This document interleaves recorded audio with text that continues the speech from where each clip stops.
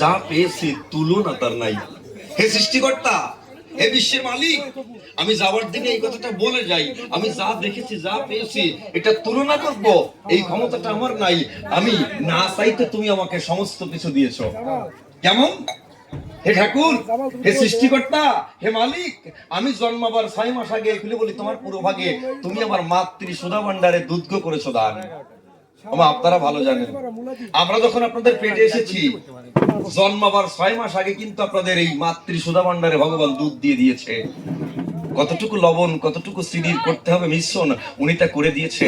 আমরা আপনাদের স্তন মাতৃ দুধ খেয়েছি, কিন্তু জীবনে কোনোদিন বলি নাই ওটা নোনতা, ওটা পান্তা, ওটা আমরা খাবো না। ভেবে দেখেছেন মা, ভগবানের কি অলক্ষ্য করুণা। আমরা বলি যে মায়ের ঋণ আমরা শোধ করতে পারি না। আমার নিজের গায়ের চামড়া দিয়ে যদি আপনাদের মতো মায়ের জুতা তৈরি করে দেওয়া হয়, তারপরও মাতৃ ঋণ শোধ করা সম্ভব নয়। কিন্তু যে মাকে সৃষ্টি করেছে আমার ভগবান, তার ঋণ কি শোধ করা আমাদের পক্ষে মানে কারোর পক্ষে কি সম্ভব? বাবা দেখেন কত সুন্দর বিচার। ভগবান কি করেছে, আপনাদের আমাদের খাবার জন্য আপনাদের কাছে সবকিছু দিয়ে দিয়েছে। ওমা একটু যদি হিসাব করেন আপনাদের মাথাও কিন্তু বাবা মাথা ঘুরবে যে ভগবানের কত বড় অলক্ষ্য করুণা। একটা সন্তান প্রতিদিন আপনি দুধ কিনে খাওয়াবেন, যদি দুধ কিনে খাওয়ান দিন রাত 24 ঘন্টায় প্রায় 2 কেজি দুধ খায় একটা বাচ্চা। তাই একটা বাচ্চা যদি প্রত্যেকদিন 2 কেজি দুধ খায়, আমার 30 দিনে কয় কেজি হয় বাবু? কয় কেজি হয়? 60 কেজি। 30 দিনে 60 কেজি। তা 30 দিনে আমি মায়ের কাছ থেকে 60 কেজি দুধ খেয়েছি। তাহলে 30 দিনে যদি 60 কেজি হয়, 12 মাসে কয় কেজি? 6 বারং 72, 720 কেজি। আমি 1 বছরে আপনাদের মতো কোনো মায়ের কাছ থেকে 720 কেজি দুধ খেয়েছি। হিন্দুদের ভিতরে দেখা যায় একটা সন্তান প্রায় 3 বছর দুধ খায়। তা আমি যে আমার মায়ের দুধ 3 বছর খেয়েছিলাম, তাহলে 3 বছর আমি আমার মাতৃ সুধা ভান্ডার থেকে 3 7 2160 কেজি দুধ আমি খেয়েছি। আপনাদের মতো কোন মায়ের গর্ভে আমার জন্ম, আমি আমার মায়ের কাছ থেকে 2160 কেজি দুধ খেয়েছি।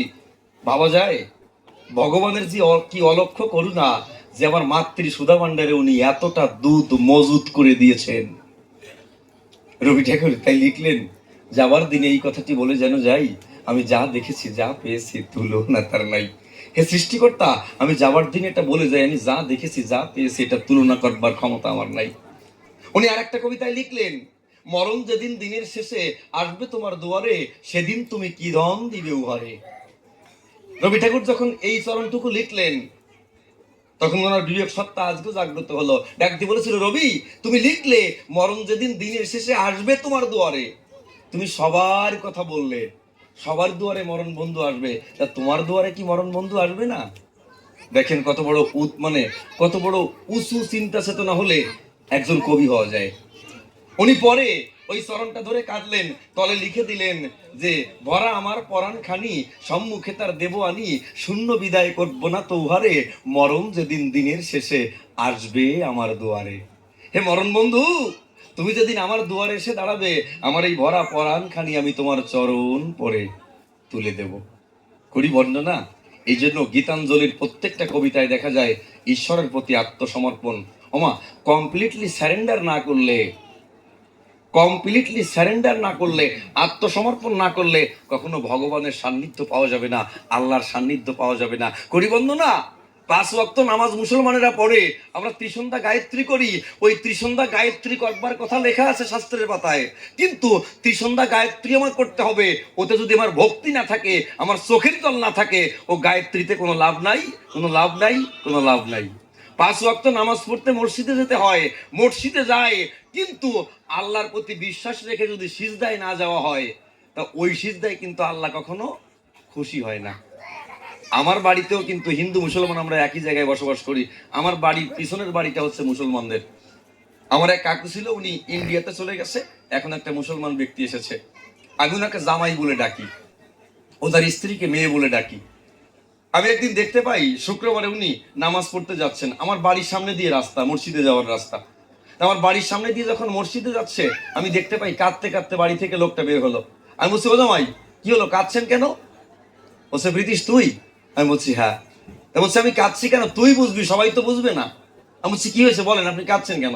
দেখতে বলছে, শোন, আমি কাঁদছি এই কারণে, আজকে শুক্রবার, আজকে আমি মসজিদে নামাজ পড়তে যাচ্ছি, আল্লাহর অলক্ষ্য করুণা আমার উপর বর্ষিত হয়েছে, তাই আজকে শুক্রবার জামাতে দাঁড়িয়ে আমি নামাজ আদায় করব। জানি না আগামী শুক্রবারও আসবে, সেই দিন পর্যন্ত আমি থাকবো কি থাকবো না। এই কথাটা চিন্তা করে আমি চোখের পানিতে সিঞ্চিত হয়ে বিচারে আমি নামাজ পড়তে মসজিদে যাই। আমাকে ডাক দিয়ে বলছে, ব্রিটিশ রে, কয়দিনের জন্য তোদের সঙ্গে দেখাশোনা হয়েছে, যদি কোনো অন্যায় করি বাপ ক্ষমা করে দিস, ক্ষমা করে দিস। চলে তোমাকে যেতেই হবে, আজকে শুক্রবারে নামাজ পড়তে যাই, আগামী শুক্রবারে যেতে পারবো কিনা জানি না। আমাকে জড়িয়ে ধরে লোকটা কাঁদছে। আমি বলছি, জামাই আপনি কাঁদবেন না, আপনার মালিক আপনার আপনার উপর আশীর্বাদ বা কৃপা বর্ষিত করবে। লোকটা মসজিদে যখন চলে গেছে, আসবার সময় আবার কাঁদতে কাঁদতে আসছে, আমি সেই একই জায়গায় দাঁড়িয়ে আছি। আমি ডাক দিয়ে বলছি, ও জামাই, যাওয়ার সময় কাঁদতে কাঁদতে গেলেন, আসবার সময় কাঁদতে কাঁদতে এলেন কেন? বলছে, আল্লাহর কাছে আমি শুকরিয়া আদায় করি যে আজকে শুক্রবারের নামাজটা আমি সুন্দর করে পড়তে পারলাম, কিন্তু যখন সিজদায় গেছি রে বাবা, যখন ভূত হয়ে সিজদায় পড়েছি, তখন তোরাই কবি সরকার যারা যারা ওয়াজ মাহফিল করে তারাই তো বলিস যে দুপুরটা নয়নের পানি যদি আল্লাহকে না দেওয়া হয়, ওই নামাজটা আল্লাহর দরগায় কখনো কবুল হয় না। তাই যখন সিজদায় গেছি, সিজদায় যাওয়া মাত্র আমার দুটো চোখ দিয়ে পানি পড়েছে। কেন জানিস? ভাবলাম যে আজকের নামাজটাও তো আমার জীবনের শেষ নামাজ হতে পারে। তাই শেষবারের মতো যখন সুযোগ পেয়েছি, অন্তরেতে আসে ভাবো দুপুরটা নয়নের পানি দিয়ে আমি আল্লাহকে ডাকবো, আল্লাহর নামে সিজদা দেব। তাহলে এটাই হচ্ছে নামাজ। আমা, পূজা করতে মন্দিরে যান, ত্রিসন্ধ্যা গায়ত্রী করেন, আপনি আমার কথা নেন, যদি আপনি ভক্তিতে দুপুরটা নয়নের জল দিতে না পারেন, ভগবানের কাছে যদি আত্মসমর্পণ করতে না পারেন, ওই পূজা দেওয়াতে কোনো লাভ নাই, কোনো লাভ নাই, 4 পয়সার কোনো মূল্য নাই। পূজা শব্দের অর্থ কি? পু শব্দে পবিত্র, যা শব্দে হওয়া। পূজা শব্দের অর্থ হচ্ছে, সাধক বলছে, পবিত্র হওয়া। আপনার মনটাকে পবিত্র করতে হবে, তবেই আপনার মন্দিরে যেতে হবে। আমরা সাধুর বাজারে গেছি না, সাধু সেজেছি না, এখানে কি বলছে সাধক, কি বলছে? বৈষ্ণব হতে মনে ছিল বড় স্বাদ, তৃণদপি শোলকেতে পড়ে গেলাম বাদ, তৃণদপি শুনিস ন তোর সহিষ্ঠ না, অমানির মানদেন কীর্তনিয়া সদাহরি। বাবারে, বৈষ্ণব হওয়া কিন্তু অত সহজ জিনিস না।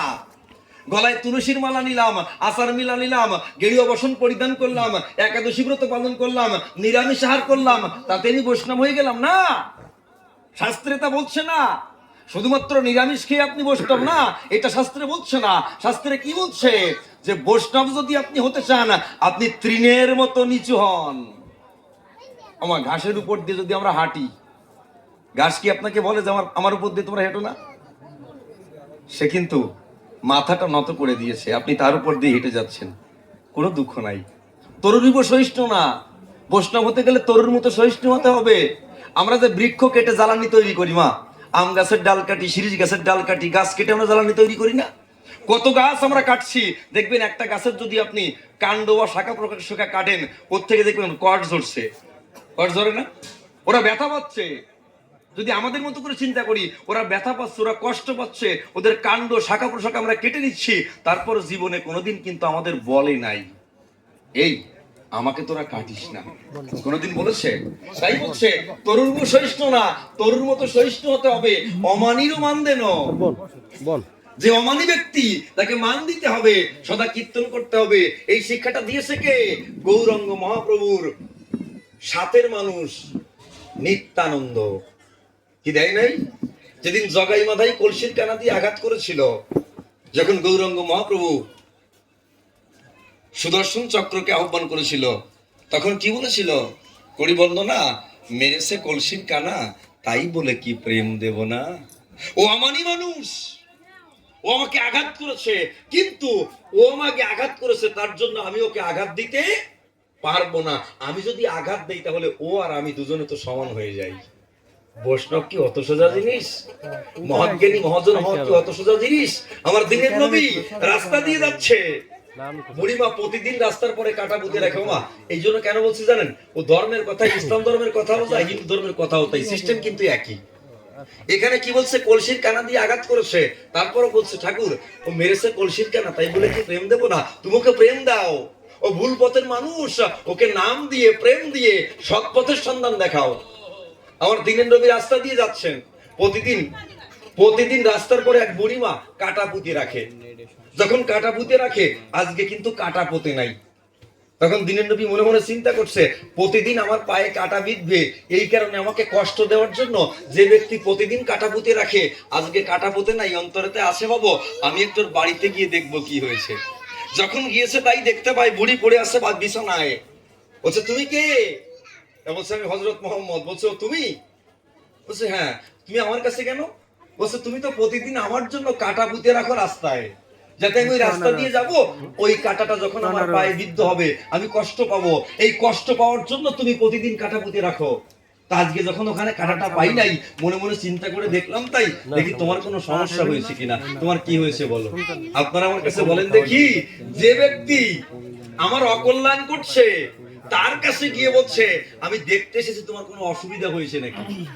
ওই বুড়ির ভেঙে গেল বহুল, হৃদয়ে ফুটেছিল ভক্তির বকুল। বুড়ি ডাক দিয়ে বলছে তাই এমন মানুষ তো জীবনে দেখি নাই যে মানুষের ক্ষতি আমি করতে চাই, আর সে আমার উপকার করার জন্য আমার বাড়িতে এসেছে। অন্তরেতে আছে ভাবো যে কয়টা দিন বেঁচে থাকবো তোমার ওই চরণ তলে ঠাই নিয়ে আমি আমার বাকি জীবনটা কাটিয়ে দেবো। তাহলে কি এই কথার সঙ্গে এই কথা মিলে যাচ্ছে না? যে কলসির কানা দিয়ে আঘাত করেছে, কিন্তু আমি তাকে আঘাত করতে পারবো না। ওই যে একটা কবিতা আছে না, আমারে ঘর ভাঙিয়াছে দেবা আমি বাঁধি তার ঘর, আপন করিতে কাঁদিয়া বেড়াই যে মোরে করেছে পর। যে মোরে করেছে পথের বিভাগী, পথে পথে আমি ঘুরি তার লাগি। কি আছে তো কবিতাটা নাকি? করি বন্ধু না? তাহলে যে আমার ঘর ভেঙেছে আমি তার ঘরটা বাঁধতে চাই, আর এই যে ব্যক্তি আমার ঘর ভাঙে আমি যদি তার ঘর বাঁধতে চাই, এই ঘর বাঁধা মানুষ কারা?